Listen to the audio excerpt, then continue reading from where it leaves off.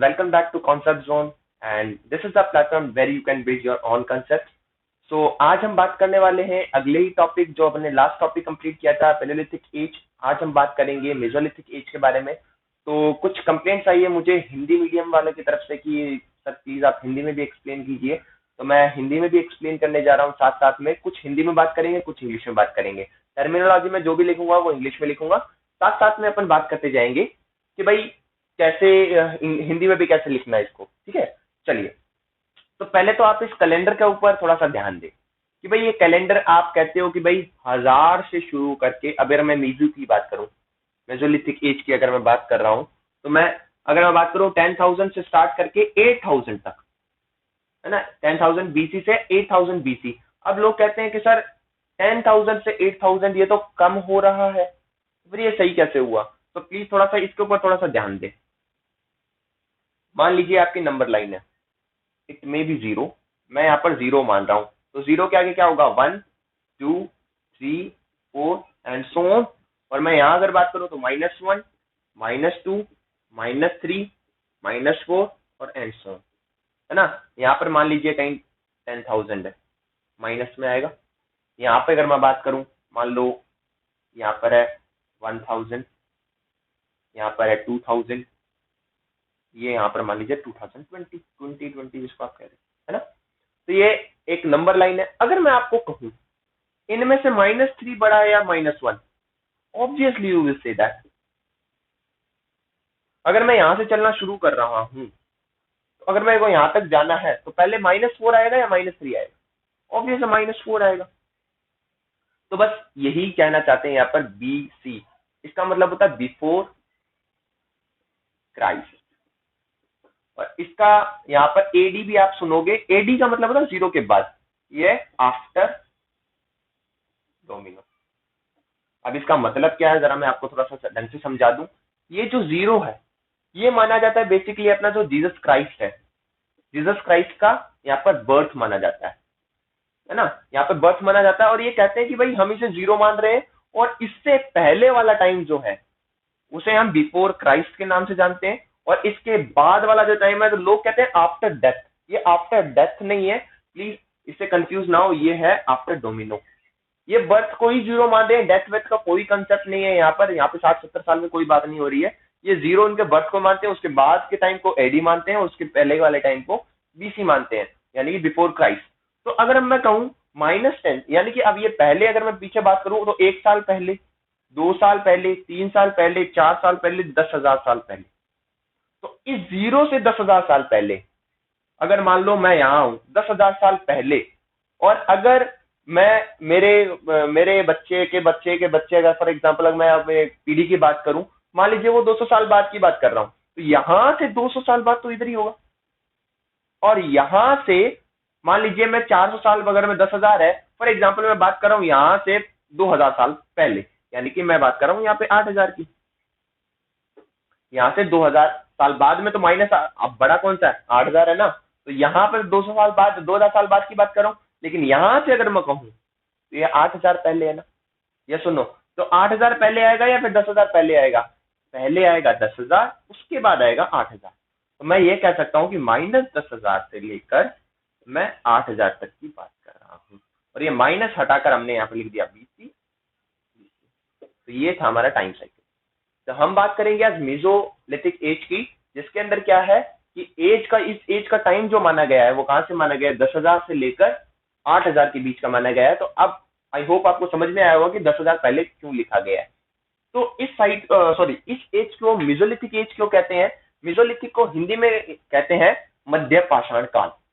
इसका मतलब क्या हुआ कि भाई जब हमने इससे पहले वाले लेक्चर के अंदर अपन ने देखा था कि भाई जो अफ्रीका वाला जो रीजन है, ऐसे कुछ अफ्रीका वाला रीजन बताया था, मैंने कहा था ये कोई पॉइंट है, यहाँ से ये ऐसे माइग्रेट कर गए होंगे, कुछ ग्रासलैंड यानी कि घास के मैदान की तरफ, और कुछ सहारा की तरफ चले गए होंगे, कुछ नील नदी के आसपास चले गए होंगे, नाइल रिवर के आसपास।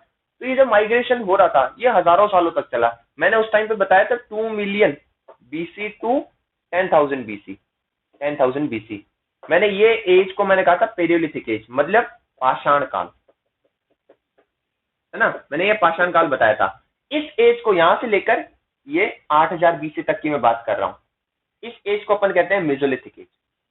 अब ये मेसोलिथिक एज क्या है, जरा मैं इसके बारे में बता देता हूँ आपको। तो मैं पहले थोड़ा मार्कर चेंज कर लूँ।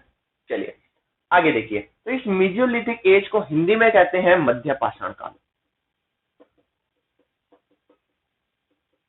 मध्य पाषाण काल, इसमें और इसमें डिफरेंस क्या है, देखिए थोड़ी सी स्टोरी है, स्टोरी जरा ध्यान से सुने। पाषाण काल वाला टाइम था, यानी कि जब पत्थरों वाला जो टाइम था, तो यहाँ पर लोग हंटिंग के लिए हंटिंग के लिए क्या करते थे, पत्थरों का इस्तेमाल करते थे। लेकिन मैंने जैसा कि पहले भी बताया कि are thinking capability is not so develop, तो उस टाइम पे जब डेवलप नहीं थी तो हमें जो हाथ में आ रहा था हम उसी को यूज कर रहे थे, है ना, मारने के लिए, जीव जंतुओं को मारने के लिए, एनिमल्स को मारने के लिए, और फिर हम उसे खाते थे। और मैंने बताया था कि फायर डिस्कवरी के बारे में पूरा मैं लास्ट लेक्चर में पूरा डिस्कस कर चुका हूँ। तो अब आप भी जानते हो, अगर कोई चीज आप डेली यूज कर रहे हो, है ना, तो अब आपको इतना तो पता चल गया होगा कि इतने सालों से, अगर हजारों सालों से अगर आप लोग यूज कर रहे हो अगर कोई चीज को, मैंने जैसा कि बताया कि 20 लाख से 10,000 तक आने में, it's a huge long time, thousands of year लगे इस टाइम के अंदर। इसका मतलब अगर आप थाउजेंड्स ऑफ ईयर तक एक पत्थर का इस्तेमाल कर रहे हो, पत्थरों का इस्तेमाल कर रहे हो, तो पीढ़ी दर पीढ़ी आपको जनरेशन आफ्टर जनरेशन एक बात तो समझ में आई होगी कि भाई मोटे पत्थर से ढंग से नहीं लगती है, तो इसे क्या करना चाहिए, थोड़ा सा पतला करना चाहिए। तो अपना जो मेसोलिथिक एज है, इसके अंदर जो पत्थर यानी कि स्टोन्स जो हैं, वो कैसे हो गए, थोड़े से ड्रेस्ड हो गए। ड्रेस्ड होने का मतलब वो पतले हो गए, नुकीले हो गए।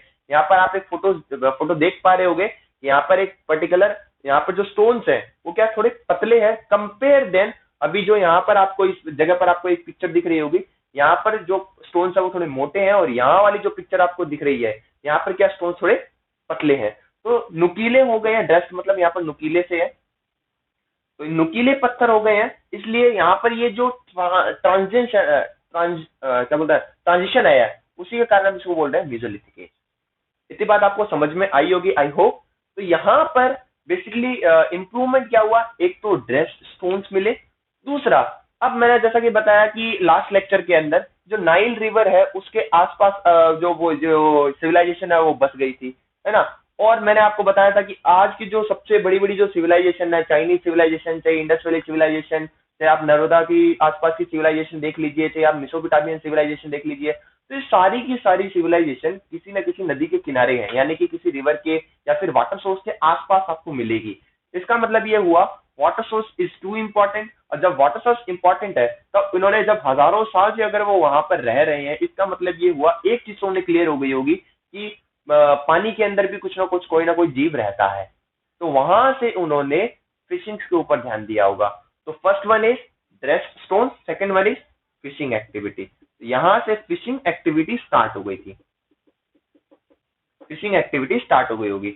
आपको इतनी बात समझ में आई।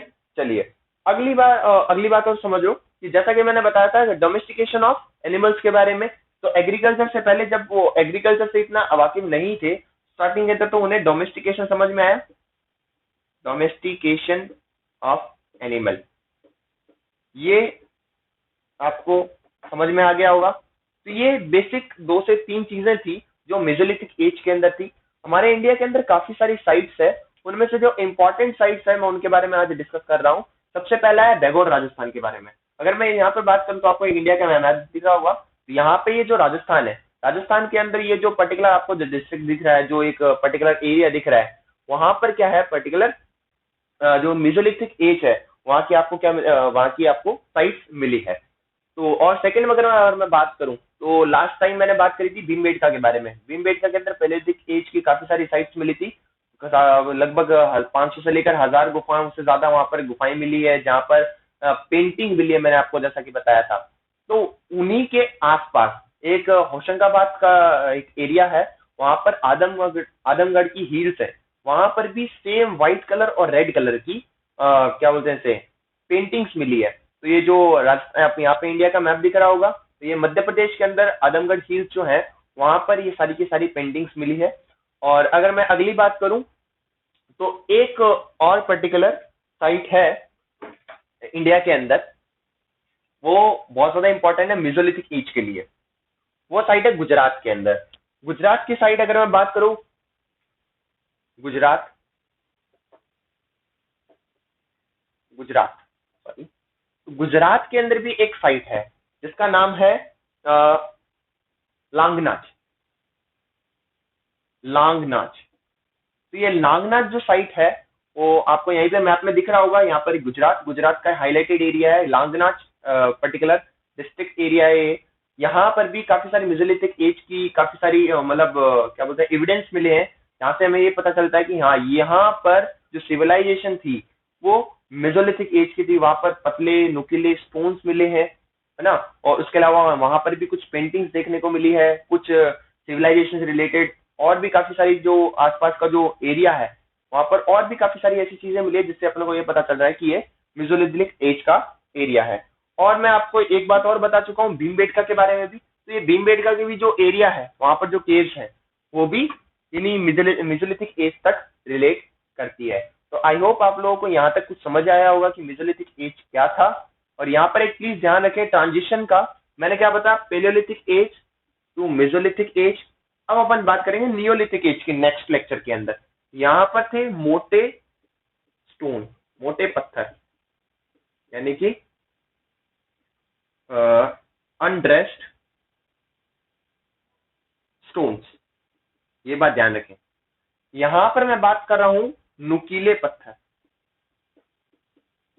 है ना, यानी कि ड्रेस्ड स्टोन।